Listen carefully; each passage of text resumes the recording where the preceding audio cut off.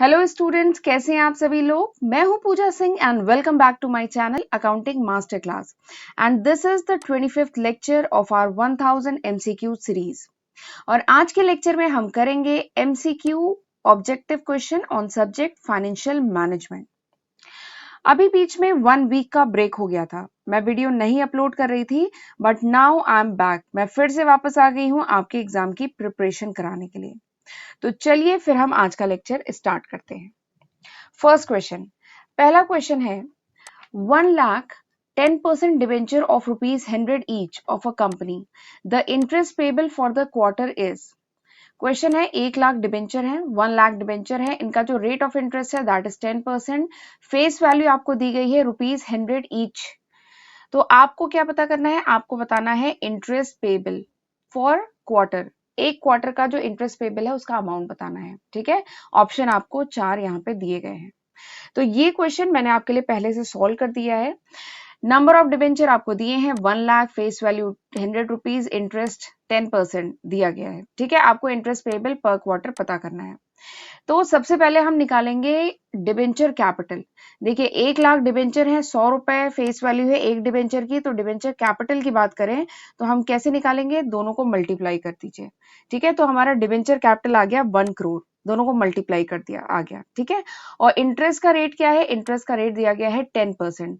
तो 1 करोड़ का 10% निकाल लीजिए। तो 1 करोड़ को 10% से मल्टीप्लाई किया तो आ गया 10 लाख। तो यानी this is the amount of interest, ठीक है, which is paid on dividend yearly. ये है अमाउंट ऑफ इंटरेस्ट, ये जो 10 लाख है this is the amount of interest which is paid yearly. ये अमाउंट ऑफ इंटरेस्ट हो गया। ठीक है, लेकिन क्वेश्चन में तो क्वार्टरली पूछा है ना, तो हम क्या करेंगे, इसको हम 4 से डिवाइड कर देंगे। तो हमारा आंसर आ जाएगा 2,50,000। दिस इज द आंसर, ये आंसर आ गया। ठीक है, तो फिर यहाँ पे देखिए कौन सा ऑप्शन सही होगा, option B is the correct answer. यहाँ पे ऑप्शन बी करेक्ट आंसर है। ठीक, चलिए अगला क्वेश्चन देखते हैं। Gross margin is added to cost of goods sold for calculating. जो ग्रॉस मार्जिन है उसको ऐड करें अगर कॉस्ट ऑफ गुड्स सोल्ड में, तो क्या आएगा। ठीक है, दिस इज द क्वेश्चन। तो हम जानते हैं ये जो कॉन्सेप्ट है ग्रॉस मार्जिन, पहले मैं आपको थोड़ा सा ग्रॉस मार्जिन के बारे में बता देती हूँ। ये जो कॉन्सेप्ट है gross margin, this is very much similar to, ये किसकी तरह होता है, ये gross margin is very much similar to gross profit. ये जो ग्रॉस मार्जिन है this is very much similar to gross profit. बस ये जो ग्रॉस मार्जिन है ये परसेंटेज या रेशियो के टर्म में होता है। ये जो ग्रॉस मार्जिन है ये परसेंटेज या रेशियो के टर्म में होता है, जबकि जो ग्रॉस प्रॉफिट है ये एक एब्सोल्यूट मॉनेटरी अमाउंट में होता है। तो यही डिफरेंस है दोनों के बीच में, otherwise these two terms are same, gross margin and gross profit. ठीक है, और ग्रॉस मार्जिन का फॉर्मूला क्या होता है, ग्रॉस मार्जिन का फॉर्मूला होता है revenue minus cost of goods sold. ठीक है, this is the formula of gross margin. ठीक है, और अगर रेशियो के टर्म में निकालना होता है तो हम इसको रेवेन्यू से डिवाइड कर देते हैं। ठीक है, बट अगर इसको रेशियो के टर्म में नहीं निकालना है, ठीक है, इसको ऐसे मॉनेटरी टर्म में निकालना है, तो ग्रॉस मार्जिन का फॉर्मूला है gross margin equals to revenue minus cost of goods sold. ठीक है, तो अब जरा क्वेश्चन पढ़ते हैं। क्वेश्चन कह रहा है कि ग्रॉस मार्जिन में अगर आपने cost of goods sold add किया तो क्या आएगा।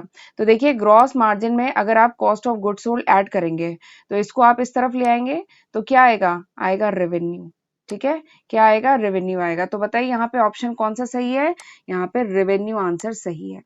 अदर ऑप्शन क्या दिए हैं, selling price, unit price, bundle price दिया है, तो ये सब ऑप्शन गलत है। ठीक है, रेवेन्यू इज द आंसर, क्योंकि हम फॉर्मूला जानते हैं gross margin equals to revenue minus cost of goods sold, यहां से आया। ठीक है, चलिए अगला क्वेश्चन करते हैं। नेक्स्ट क्वेश्चन है cash flow statement is also known as. ये जो कैश फ्लो स्टेटमेंट है इसको और क्या कहा जाता है, इसको statement of change in financial position on cash basis कहा जाता है, या statement accounting for variation in cash कहा जाता है, या बोथ ए एंड बी, या नन ऑफ द अबव, इसे क्या कहा जाता है। ठीक है, तो ये जो कैश फ्लो स्टेटमेंट है this is very important concept, class 12 के सिलेबस में भी है ये। तो ये जो कैश फ्लो स्टेटमेंट है इस पे मैं ऑलरेडी एक सेपरेट वीडियो बना चुकी हूँ, काफी डिटेल में मैंने वहां पे पढ़ाया है। तो अगर आपको इसकी डिटेलिंग चाहिए तो आप वो वीडियो रेफर कर सकते हैं। वैसे मैं यहाँ पे थोड़ा सा आपको ये जो कैश फ्लो स्टेटमेंट है थोड़ा सा आपको बता देती हूँ। ये जो कैश फ्लो स्टेटमेंट है दिस इज अ स्टेटमेंट, ये वो स्टेटमेंट है which shows the flow of cash. और कैश इक्विवेलेंट। ये वो स्टेटमेंट है जिसमें हम कैश या कैश इक्विवेलेंट का फ्लो शो करते हैं ड्यूरिंग अ पर्टिकुलर पीरियड। किसी पर्टिकुलर पीरियड में ऑर्गेनाइजेशन में जो कैश है एंड जो कैश इक्विवेलेंट है उसका फ्लो कितना रहा, cash inflow and cash outflow कितना रहा। इनफ्लो मतलब कैश रिसिप्ट क्या हुई और आउटफ्लो मतलब पेमेंट्स क्या हुई, ठीक है। तो वो कैश फ्लो स्टेटमेंट में हम रिकॉर्ड करते हैं और cash flow statement cash basis पे बनाया जाता है। ये जो कैश फ्लो स्टेटमेंट है ये कैश बेसिस पे बनाया जाता है। देखिए कुछ ऑर्गेनाइजेशन में ट्रांजैक्शन है उनकी वजह से क्या होता है, कैश या कैश इक्विवेलेंट ऑर्गेनाइजेशन में इंक्रीज होता है और कुछ ट्रांजैक्शन की वजह से डिक्रीज होता है, ठीक है। तो चलिए अब जरा ऑप्शन में बताइए फिर कि मैंने आपको कैश फ्लो स्टेटमेंट बता दिया है, तो अब आप ऑप्शन पढ़ के बताइए कि which is cash flow statement, इसमें से कौन सा कैश फ्लो स्टेटमेंट है। तो पहला ऑप्शन है statement of change in financial position on cash basis. तो यही तो है cash flow statement. Cash flow statement में हम शो करते हैं change in financial position, organisation की फाइनेंशियल पोजीशन में कितना चेंज आ रहा है ये हम शो करते हैं ऑन कैश बेसिस, ठीक है। तो ये है। दूसरा क्या है, statement accounting for variation in cash. Cash flow statement से हमें वेरिएशन इन कैश, कैश में कितना वेरिएशन हुआ ये भी हमें पता चलता है, ठीक है। तो ये भी है। तो यानी ऑप्शन क्या सही होना चाहिए, option C is the correct answer, both A and B, right. चलिए अगला क्वेश्चन करते हैं। अगला क्वेश्चन क्या है, degree of financial leverage of a business indicate. ये जो डिग्री ऑफ फाइनेंशियल लिवरेज है ये क्या इंडिकेट करता है, ठीक है। तो ये 25 पार्ट है। अभी इससे पहले वाला जो लेक्चर था 24th पार्ट, उसमें मैंने बहुत डिटेल में लिवरेज क्या होता है, ऑपरेटिंग लिवरेज क्या है, फाइनेंशियल लिवरेज क्या है, ये सब मैंने बहुत डिटेल में उस लेक्चर में डिस्कस किया था। तो अभी मैं फिर से पूरा लिवरेज वगैरह नहीं बता रही हूँ, बट चलिए मैं यहाँ पे आपको थोड़ा सा फाइनेंशियल लिवरेज बता देती हूँ कि फाइनेंशियल लिवरेज क्या होता है। Financial leverage is the presence of डेब्ट in the capital structure of the company. Organisation का जो कैपिटल स्ट्रक्चर है, ठीक है, उसमें डेब्ट अगर प्रेजेंट है तो this is called financial leverage, ठीक है। तो या फिर हम इसको कह सकते हैं दूसरे शब्दों में कि existence of fixed charge bearing capital, ठीक है। फिक्स चार्ज बियरिंग कैपिटल मतलब यानी वो कैपिटल जिस पे ऑर्गेनाइजेशन को फिक्स चार्ज देना पड़ रहा है। जैसे डिबेंचर पे ऑर्गेनाइजेशन को फिक्स रेट ऑफ इंटरेस्ट देना पड़ता है, प्रेफरेंस शेयर पे organisation fix rate of dividend देती है, लोन जो होते हैं टर्म लोन होते हैं इस पे भी फिक्स रेट ऑफ इंटरेस्ट देती है, ठीक है। तो ये क्या है, फिक्स चार्ज बियरिंग कैपिटल, ठीक। तो फाइनेंशियल लिवरेज क्या है, financial leverage is the presence of डेब्ट in the capital structure of the company. Organisation के कैपिटल स्ट्रक्चर में अगर डेब्ट प्रेजेंट है तो हम उसको कहते हैं फाइनेंशियल लिवरेज। तो या तो डेब्ट कहिए या फिर कह लीजिए फिक्स चार्ज बियरिंग सिक्योरिटी, ठीक है, फिक्स चार्ज बियरिंग कैपिटल। तो ये जो डिग्री ऑफ फाइनेंशियल लिवरेज है ये बेसिकली क्या शो करता है, ये शो करता है फाइनेंशियल रिस्क, ठीक है। ये क्या शो करता है, ये शो करता है फाइनेंशियल रिस्क। अगर ऑर्गेनाइजेशन के कैपिटल स्ट्रक्चर में डेब्ट प्रेजेंट है, अगर कंपनी के फाइनेंशियल स्ट्रक्चर में fix charge bearing capital present है, तो ये क्या शो करता है, ये ऑर्गेनाइजेशन के फाइनेंशियल रिस्क को शो करता है, ठीक है। ये टोटल रिस्क भी नहीं है, ऑपरेटिंग रिस्क भी नहीं है, ठीक है, दिस इज फाइनेंशियल रिस्क, ये फाइनेंशियल रिस्क को शो करता है, ठीक। चलिए आगे बढ़ते हैं। अच्छा, आगे बढ़ने से पहले अगर आप मेरे चैनल पे फर्स्ट टाइम आए हैं तो मैं अपने चैनल के बारे में भी थोड़ा सा बताना चाहती हूँ। मेरे चैनल पे आपको financial accounting, management accounting, cost accounting, financial management, इन सारे ही सब्जेक्ट की सीक्वेंस में लेक्चर वीडियो सीरीज मिलती है, जिसे मैंने बहुत डिटेल में विद नोट्स और न्यूमेरिकल के साथ पढ़ाया है। आप मेरे चैनल पे जाके एक बार जरूर प्लेलिस्ट चेक करिएगा, ठीक। तो इस वीडियो सीरीज का फायदा उठाइए और खुद भी पढ़िए और अपने फ्रेंड्स को भी मेरे वीडियो ज्यादा से ज्यादा शेयर करिए, ठीक। और अगर आपने मेरे चैनल को अभी तक नहीं सब्सक्राइब किया है तो जल्दी से सब्सक्राइब कर लीजिए, नोटिफिकेशन बेल प्रेस कर लीजिए ताकि जो मेरे आने वाले वीडियोस हैं उनकी नोटिफिकेशन आपको मिल जाए, राइट। और अगर मेरे इस 30 मिनट के लेक्चर से आप कुछ नया कॉन्सेप्ट सीखें, कुछ नॉलेज गेन करें, ठीक है, तो मेरे वीडियो को लाइक करना मत भूलिएगा। एक एक वीडियो बनाने में बहुत मेहनत लगती है, ओके। तो फिर चलिए हम आगे बढ़ते हैं अपने अगले क्वेश्चन पे। नेक्स्ट क्वेश्चन, अगला क्वेश्चन है विच of the following is not a characteristic of GDR. इसमें से कौन सा जीडीआर का फीचर नहीं है। पहला ऑप्शन है is a negotiable instrument, carrying voting right, freely tradable in the international market, denominated in US dollar, ठीक। तो ये 4 ऑप्शन दिए गए हैं। तो सबसे पहले मैं आपको थोड़ा सा जीडीआर के बारे में बता देती हूँ। वैसे मैंने एक वीडियो में जीडीआर और एडीआर दोनों ही डिस्कस किया है, पर चलिए थोड़ा सा शॉर्ट में आपको मैं जीडीआर फिर से बता दे रही हूँ। जीडीआर होता है ग्लोबल डिपॉजिटरी रिसिप्ट, ठीक है। जीडीआर क्या है? Global depository receipt. तो जीडीआर बेसिकली वो सर्टिफिकेट है which is issued by bank.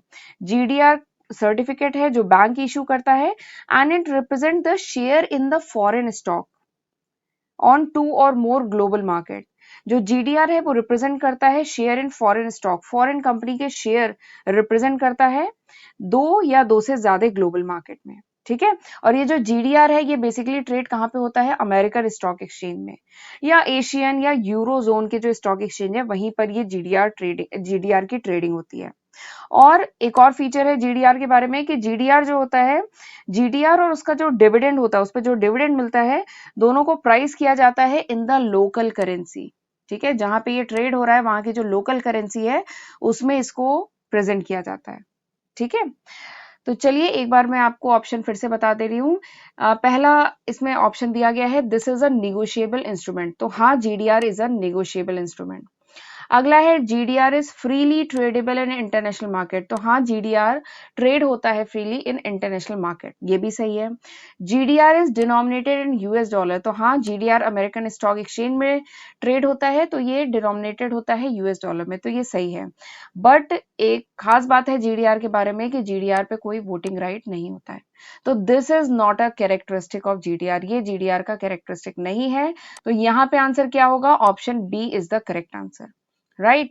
चलिए अगला क्वेश्चन करते हैं। Which of the following is a feature of factoring? मेरी पेन कहाँ चली गई? Which of the following is a feature of factoring? इसमें कौन सा फैक्टरिंग का फीचर है? ऑप्शन एक बार रीड कर रही हूं।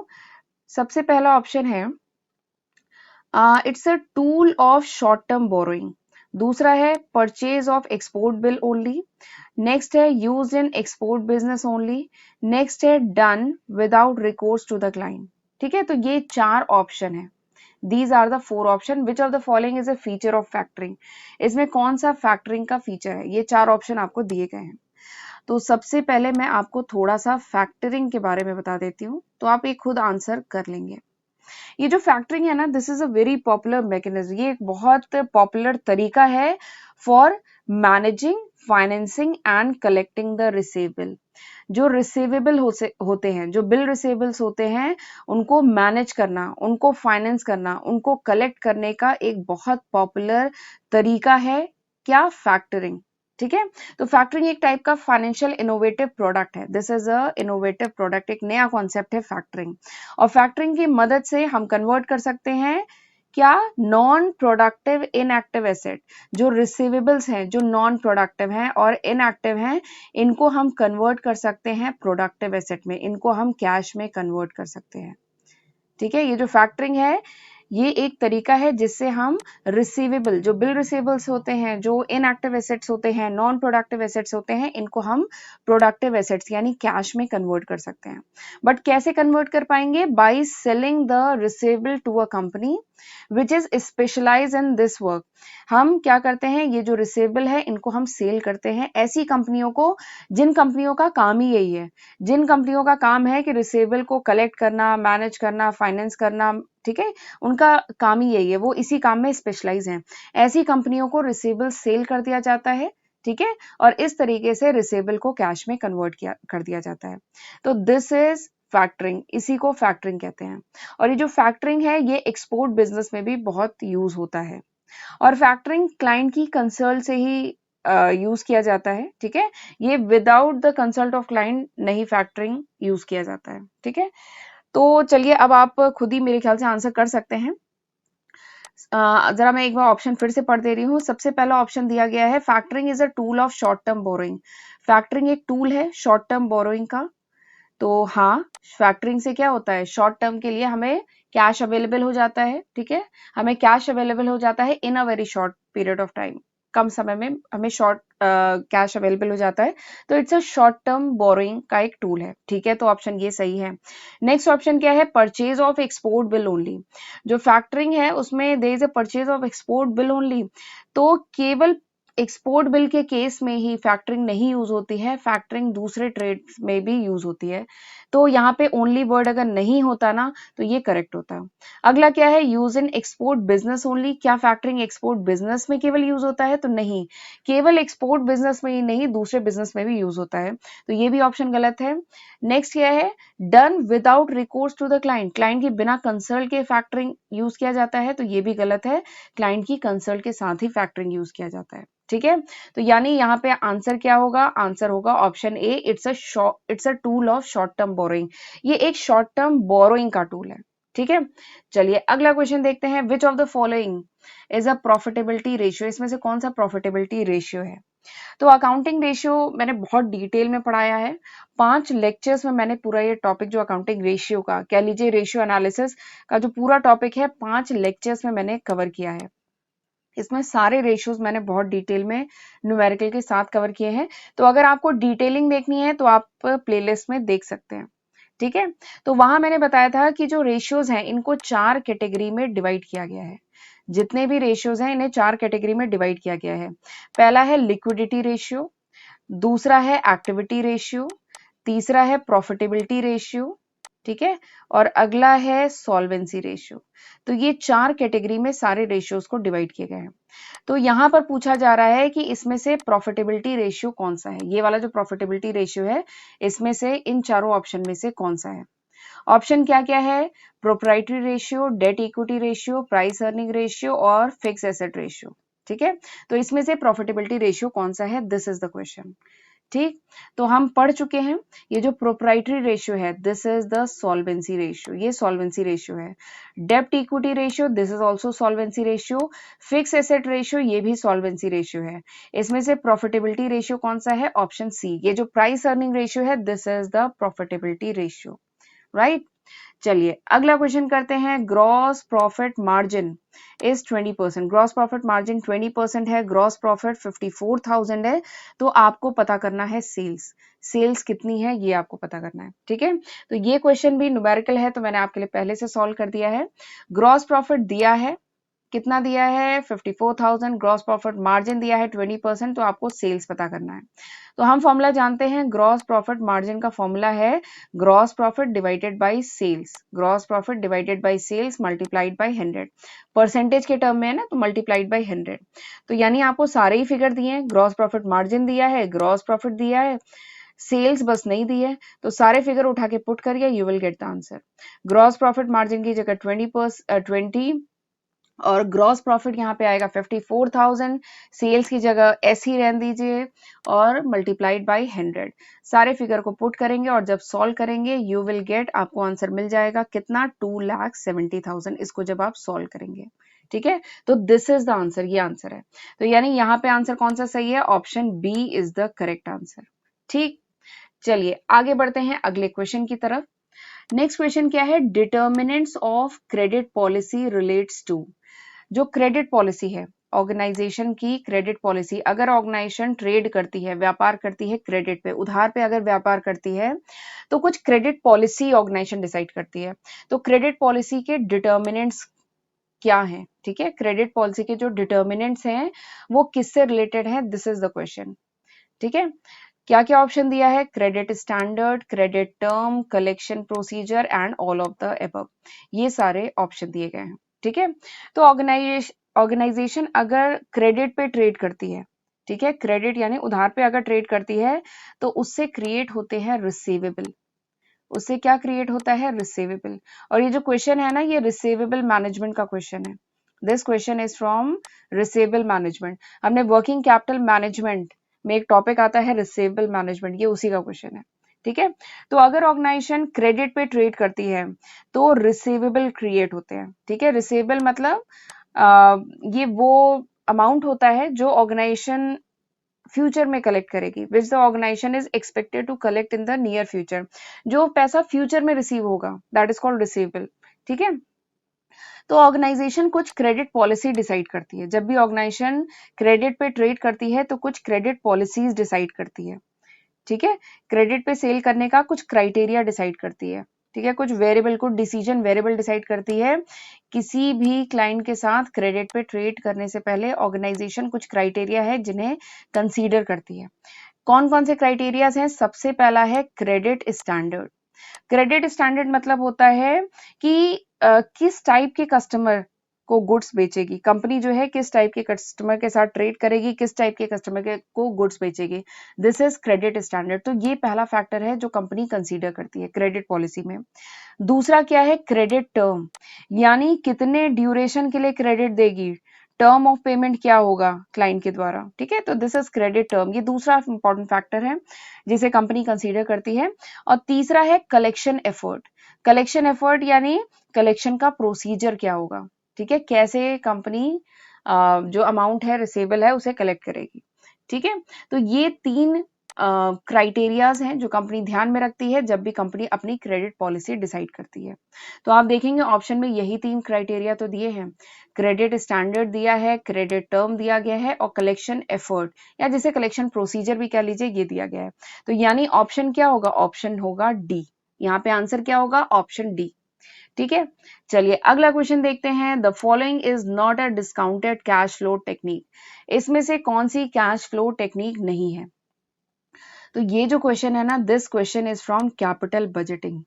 ये क्वेश्चन कैपिटल बजटिंग का है। कैपिटल बजटिंग मतलब इन्वेस्टमेंट डिसीजन। कंपनी के सामने बहुत सारे ऑप्शन हैं, ठीक है, बहुत सारे प्रोजेक्ट्स हैं और कंपनी को डिसीजन लेना है कि किस प्रोजेक्ट में इन्वेस्ट करें, तो वो क्या होता है? Investment decision. तो ये क्वेश्चन वहीं का है, कैपिटल बजटिंग का इन्वेस्टमेंट डिसीजन का क्वेश्चन है, ठीक है। तो हम जानते हैं, वैसे मैं अभी आपको थोड़ा सा कैपिटल बजटिंग के बारे में बता देती हूँ तो आप खुद ही आंसर कर लेंगे। हम जानते हैं कैपिटल बजटिंग में बहुत सारी टेक्निक्स हैं, ठीक है, और ये जो टेक्निक है इन्हें दो कैटेगरी में डिवाइड किया गया है। पहली है discounted cash flow technique. Discounted cash flow technique पहली टेक्निक है, ठीक है। पहली टेक्निक नहीं है, पहली कैटेगरी है जिसमें डिवाइड किया गया डिस्काउंटेड कैश फ्लो टेक्निक, यानी वो टेक्निक जिनमें टाइम वैल्यू ऑफ मनी को कंसीडर करते हैं, ये होती है डिस्काउंटेड कैश फ्लो टेक्निक। दूसरी क्या होती है? Non discounted cash flow technique, यानी जहां पे टाइम वैल्यू ऑफ मनी को नहीं कंसीडर करते हैं, वो होती है non discounted cash flow technique, ठीक है। तो जितने भी टेक्निक्स हैं कैपिटल बजटिंग की, इन्हें दो कैटेगरी में डिवाइड किया गया है। तो वही यहाँ पे पूछा है डिस्काउंटेड कैश फ्लो टेक्निक कौन सी नहीं है वो आपको बताना है। कौन कौन सा ऑप्शन दिया गया है? NPV, pi, accounting of average rate of return and IRR, ये दिया गया है। तो आपको डिस्काउंटेड कैश फ्लो टेक्निक कौन सी नहीं है ये बताया गया है, ये पूछा गया है, ठीक है। तो डिस्काउंटेड कैश फ्लो टेक्निक में कौन कौन से ऑप्शन आते हैं ये बता देती हूँ। डिस्काउंटेड कैश फ्लो टेक्निक यानी जहां पे टाइम वैल्यू ऑफ मनी को कंसीडर करेंगे, ठीक। तो डिस्काउंटेड कैश फ्लो टेक्निक में आता है आपका एनपीवी मेथड, इसमें आता है आईआरआर मेथड, ठीक है, इसमें आता है प्रॉफिटेबिलिटी इंडेक्स, पीआई मतलब होता है प्रॉफिटेबिलिटी इंडेक्स। अगला आता है डिस्काउंटेड पे बैक पीरियड, ठीक है। तो ये जो चार मेथड है, these are the discounted cash flow technique, ये चार डिस्काउंटेड कैश फ्लो टेक्निक है। और नॉन डिस्काउंटेड में दो मेथड आते हैं, पहला आता है पे बैक पीरियड मेथड और दूसरा आता है अकाउंटिंग रेट ऑफ रिटर्न, जिसे एआरआर कहते हैं, अकाउंटिंग रेट ऑफ रिटर्न, ये मेथड आता है non discounted cash flow technique, ठीक है। तो अब मेरे ख्याल से मैंने आपको डिस्काउंटेड और नॉन डिस्काउंटेड टेक्निक्स बता दी हैं, तो अब आप आंसर कर सकते हैं। बताइए यहाँ पे आंसर क्या होगा? यहाँ पे होगा आंसर ऑप्शन सी। इसमें से कौन सी डिस्काउंटेड कैश फ्लो टेक्निक नहीं है? तो ये जो अकाउंटिंग रेट ऑफ रिटर्न है, ये जो मेथड है ये नहीं है। एनपीवी डिस्काउंटेड मेथड है, पीआई और आईआरआर, ठीक है, ये सब डिस्काउंटेड मेथड है, ठीक है। चलिए आगे बढ़ते हैं अगले क्वेश्चन की तरफ। Beta of a security measure it's, जो बीटा है किसी भी सिक्योरिटी का जो बीटा है वो क्या मेजर करता है? Diversifiable risk, financial risk, market risk या नन ऑफ द अबव, ठीक है। This is the question. तो ये जो बीटा है ना, this is very important concept, ये बहुत इंपॉर्टेंट बहुत इंटरेस्टिंग कॉन्सेप्ट है। और ये जो क्वेश्चन है ये है from the topic risk and return of security. एक टॉपिक हम पढ़ते हैं फाइनेंशियल मैनेजमेंट में, risk and return of security, ये वहां से क्वेश्चन है। पूछा गया है बीटा क्या रिप्रेजेंट करता है, ठीक है। तो मैं पहले आपको थोड़ा सा बीटा के बारे में बता देती हूँ।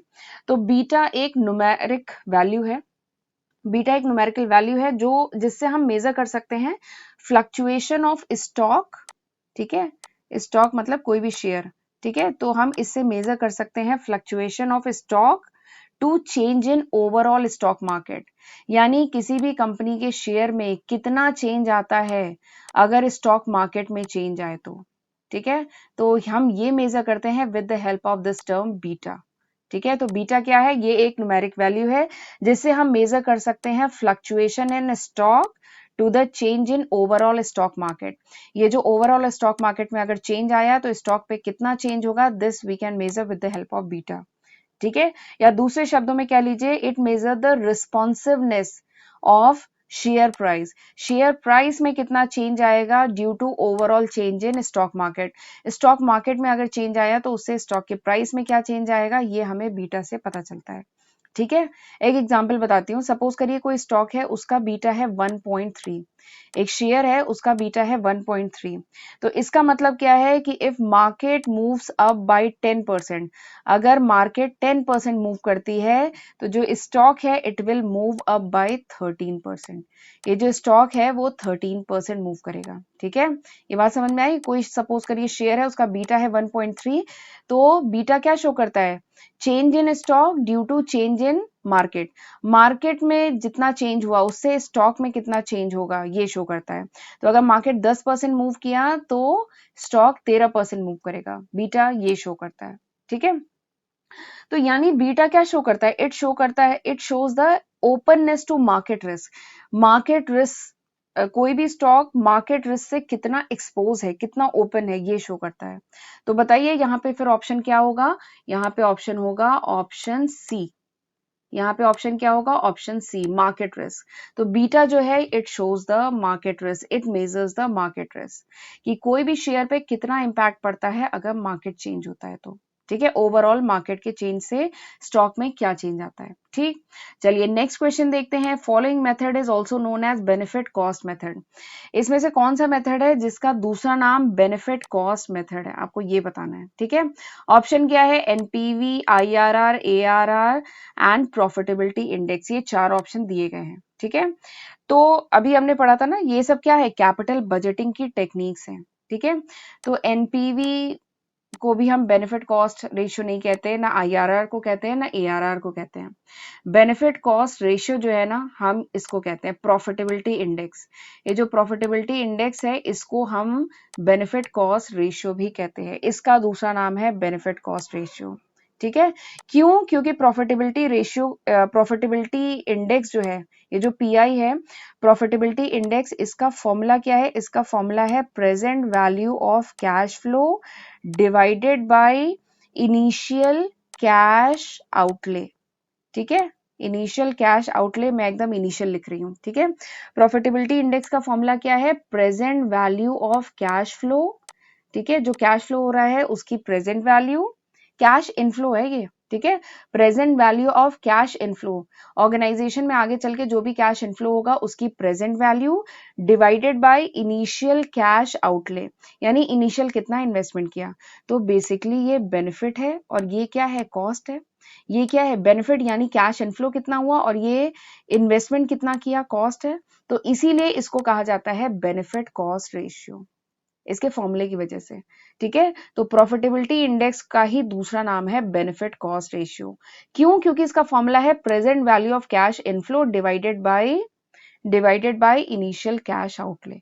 ठीक है, तो यहाँ पे आंसर क्या होगा, यहाँ पे आंसर होगा ऑप्शन डी। ठीक, चलिए आगे बढ़ते हैं अगले क्वेश्चन पे। Return on investment can be decompose into the following ratio. ये जो रिटर्न ऑन इन्वेस्टमेंट है इसको हम डिकम्पोज कर सकते हैं फॉलोइंग रेशियोज में। कौन कौन से ratio, overall turnover ratio and current ratio, net profit ratio and fix asset turnover, working capital turnover ratio and net profit ratio and overall turnover ratio. ठीक है, तो ये चार ऑप्शन आपको दिए गए हैं। तो आपको बताना है ये जो आरओआई है, रिटर्न ऑन इन्वेस्टमेंट, इसको हम किन रेशियोज में ब्रेक कर सकते हैं।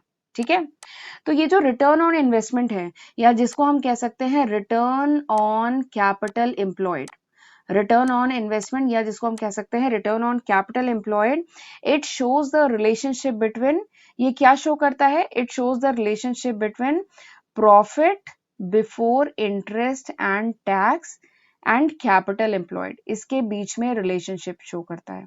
ये जो ROI है, रिटर्न ऑन इन्वेस्टमेंट, ये क्या होता है? It shows the relationship between profit before interest and tax and capital employed के बीच में रिलेशनशिप शो करता है। इसका फॉर्मूला क्या है? इसका फॉर्मूला ये लिख दिया है मैंने।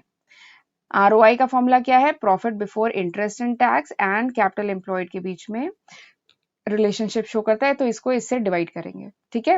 और ROI, एक और बात बता रही हूं कि ROI जो होता है इसको हम ब्रेक कर सकते हैं किसमें?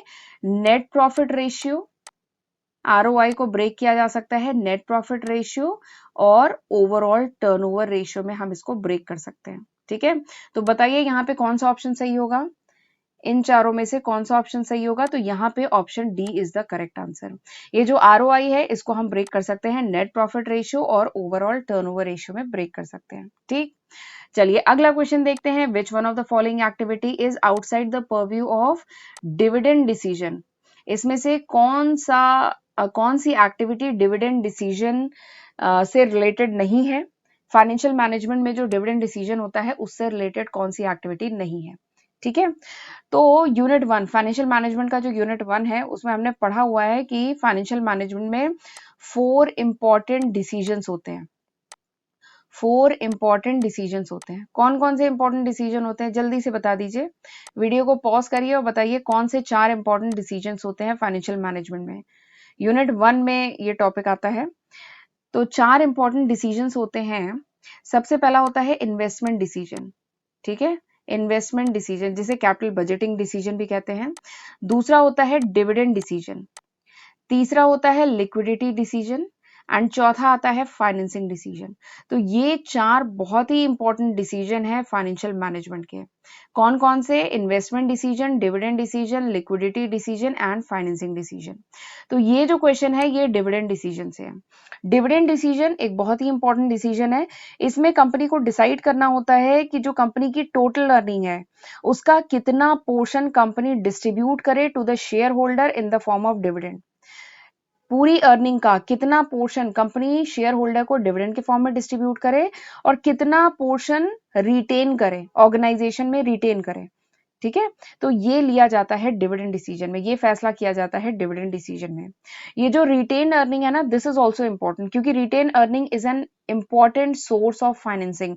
ये ऑर्गेनाइजेशन की फाइनेंसिंग का एक इंटरनल सोर्स है, बहुत ही इंपॉर्टेंट सोर्स है।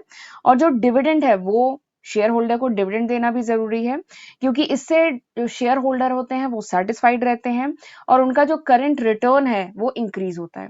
तो डिविडेंड देना भी जरूरी है और रिटेन अर्निंग भी जरूरी है।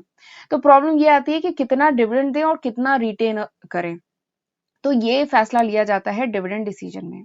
तो चलिए देख लेते हैं चारों ऑप्शन, इसमें से कौन सा ऑप्शन डिविडेंड डिसीजन से रिलेटेड है। पहला है identification of profit after tax. तो हाँ, प्रॉफिट डिटरमाइन करेंगे तभी तो उस पर डिविडेंड दिया जाएगा, तो ये तो रिलेटेड है। नेक्स्ट है deciding the pay out ratio. पे आउट रेशियो मतलब होता है कि प्रॉफिट का कितना परसेंट, कितना पोर्शन पे आउट किया जाएगा इन द फॉर्म ऑफ डिविडेंड, ठीक है। तो ये भी डिसाइड किया जाता है डिविडेंड डिसीजन में। अगला क्या है? Considering issue of bonus share to equity share holder.